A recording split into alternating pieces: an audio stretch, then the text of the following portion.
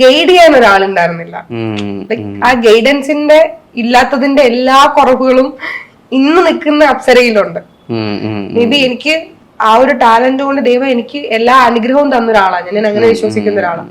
അല്ലെങ്കിൽ എന്നെപ്പോലെ ഒരാൾ ഒരിക്കലും, എന്നെപ്പോലെ ഒരാളെന്ന് വെച്ചാൽ അതേപോലെ ഒരു സ്ഥലത്ത് ജനിച്ച് വളർന്നിട്ട് ഒരു സപ്പോർട്ടും ബാക്കിന്നൊരു സപ്പോർട്ടും ഇല്ലാതിരുന്നിട്ട് പോലും ഇതേപോലത്തെ ഒരു സ്ഥലത്ത് എത്തിപ്പെടാൻ ചാൻസ് ഇല്ലാത്ത ഒരാൾ ഇതുവരെ എത്തിയില്ലേ.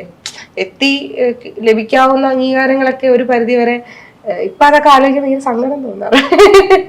കാരണം ഒരു സപ്പോർട്ടും ഇല്ലായിരുന്നടാ, ഒരു സപ്പോർട്ടും ഉണ്ടായിരുന്നില്ല, ആരും ഉണ്ടായിരുന്നില്ല. ഞാനും അമ്മയും തന്നെയാണ് യാത്ര ചെയ്തിരുന്നത്, ഞാനും അമ്മയും തന്നെയാണ് ലൊക്കേഷനിൽ പോകുന്നത്. ചില സമയത്തൊക്കെ 40 കിലോമീറ്റർ യാത്ര ചെയ്യണം. അപ്പൊ നാട്ടിൽ നിന്ന് വണ്ടി എടുത്ത് ഇവിടെ വന്ന് 11 മണിക്ക് ഷൂട്ട് കഴിഞ്ഞാല് തിരിച്ച് അതേപോലെ വീട്ടിൽ പോയി വീട്ടിലെത്തുമ്പോൾ 5 മണിയാവും.